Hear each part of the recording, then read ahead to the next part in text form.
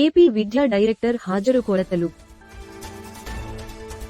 విజయరామరాజు పాఠశాలల్లో విద్యార్థుల హాజరు కోసం కొత్త చర్యలను ప్రవేశపెట్టారు. విద్యార్థులు 3 రోజులకు పైగా పాఠశాలకు హాజరు కాకపోతే తల్లిదండ్రులతో సంప్రదింపులు ప్రారంభిస్తారు.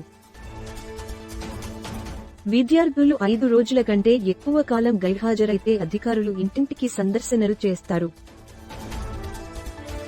విద్యను మెరుగుపరచడానికి విద్యార్థులు మరియు ఉపాధ్యాయులు ఇద్దరూ క్రమం తప్పకుండా హాజరు కావడం తప్పనిసరి.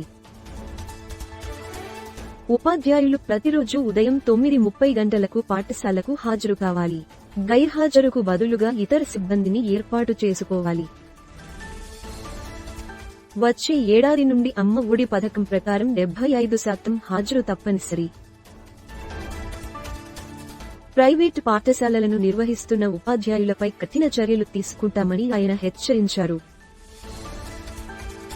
అనధికార సెలవు తీసుకుంటున్న ఉపాధ్యాయుల జాబితాను రూపొందించి పర్యవేక్షిస్తారు.